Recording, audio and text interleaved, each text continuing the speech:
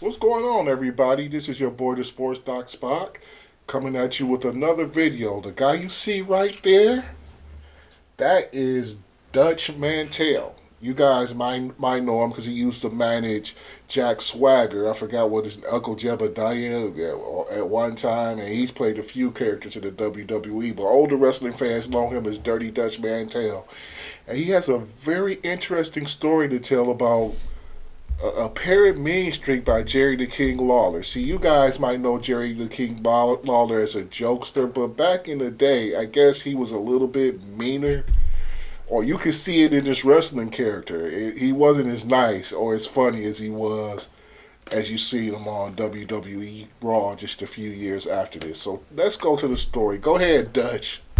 Now, Lawler has a habit, apparently, because I spoke with Steve Kern recently, and in his book, The Chronicles of Steve Kern, I think so. Where is it? I've actually got it here. I've lost it. Anyway, he's got a book out, Steve Kern, search for it. And he says that Lawler once offered him $1,000 to break Chick Donovan's leg in a match. Damn. Because I believe Chick Donovan had been eyeing Fair up one use. of the ladies that Lawler was interested in. And apparently that was sufficient enough to pay $1,000 to have a leg broken.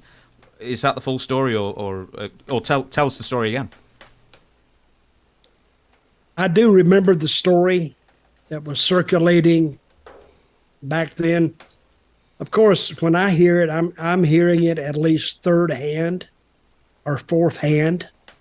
I never went to Steve and I said, "Did Lawler ask you to break Chick's leg?"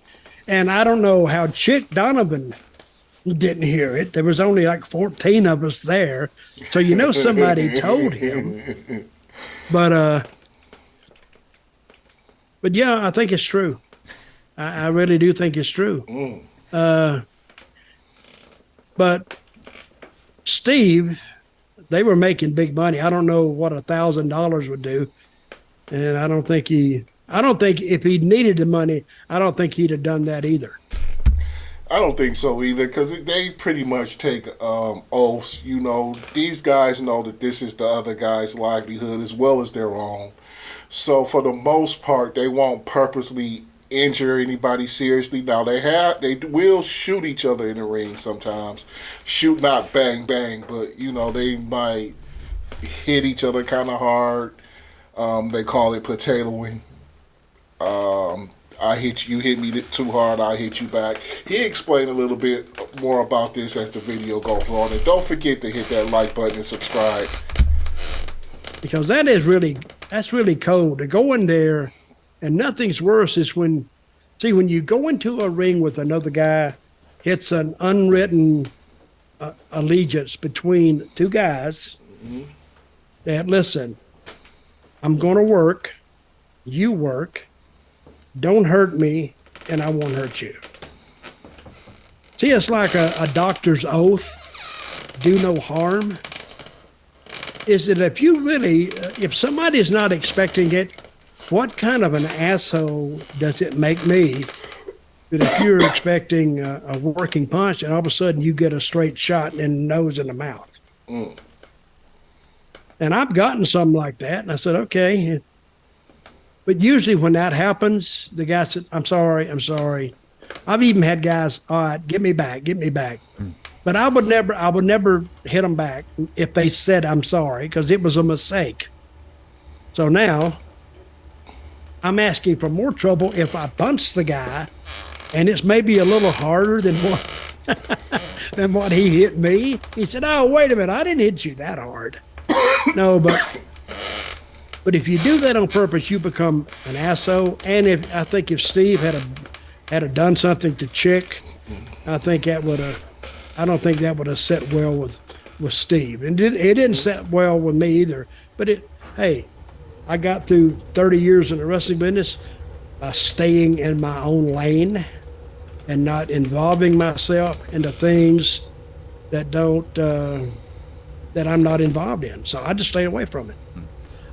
Well, Steve Kern didn't go through with it for the reasons that you said. It's the Hippocratic Oath, first do no harm. How many times did Lawler take hits out on other wrestlers? Or is this the only one that you heard of? That's the only one I heard of. But there is a story going around, and Jimmy Hart, it happened to Jimmy Hart. And Jimmy Hart denies it now, but he's still doing business with Lawler, so he's going to downplay it. But Lawler broke his leg playing football, and then Jimmy Hart went out on TV, and Lawler is watching live Memphis TV from his house, which is about 5 miles away from the TV studio, I guess. Memphis not that big. But and Jimmy went out there, and he says, well, he's dumping Lawler, and he says, hey, when a horse breaks their leg or something like that, hell, you shoot horses, don't you? So what he was saying was he's dumping Lawler. Lawler never forgot it. So when they came back and had the first, like, they started an angle with one of Hart's guys, Lawler broke Jimmy Hart's jaw. Goddamn! Broke his jaw? Now, everybody knows how small Jimmy Hart is. So it might be kind of easy to break Jimmy. You still have to hit him with some force to break his jaw, though. Okay, I mean, Lawler is a much bigger guy, but he ain't that big than Jimmy Hart. Damn, he broke his jaw? What kind of shit? What's going on, Dutch? Tell me, man. And saying, if somebody asked me, and I would tell Lawler this, Lawler is an artist. Mm-hmm. So he is very, very beautiful artwork. Infinite with punches.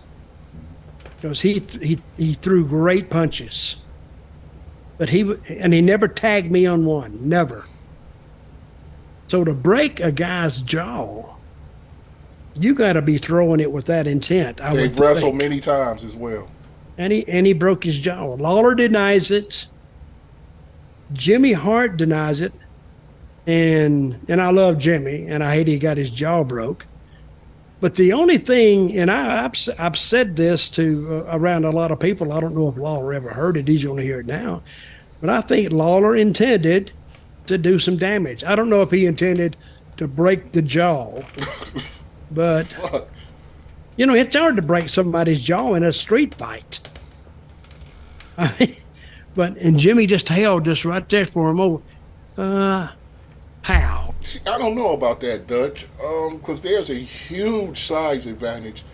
Lawler goes about 230 and is around 6 feet tall, 5'10", 5'11". Jimmy Hart, if he weighs 140 pounds, he gained a lot of weight. Jimmy Hart is a small guy. He's probably around 5'6" or 7". So it might not be that hard for Jerry Lawler to break his jaw. But go ahead, Dutch. Talk your shit, bro. And he got him. That's an old story, but I think Jerry was making a statement. By the statement, I'll add this very briefly. He has admitted on camera that he intentionally broke Paul Heyman's jaw when they booked a load of scaffold matches involving Heyman, and then come the day, Heyman says, I'm not going up there, I'm scared of heights. So the next time that Lawler got Heyman somewhere around ringside, he just snuck up and broke his jaw as well. Wow. Well, Paul agreed to do the scaffold matches. Was that what it was? Apparently, he never brought up any objections until the day of. All of a sudden, he ain't want to do it. So, yeah, everybody, go ahead and check out Dutch Man. It's called Story Time with Dutch Mantel for all you wrestling fans and old school wrestling fans who are fans of Dirty Dutch. Has a very good podcast. I suggest you guys check it out. And don't forget to like and subscribe to this video. This is your boy, the Sports Dr. Spock, Mickey Coleman. Join me and Mike Love tomorrow on the Mickey Coleman Mike Love podcast. I believe we will have Noel Smith, and we'll be talking about Saturday night's main event. Until then, take care of yourselves.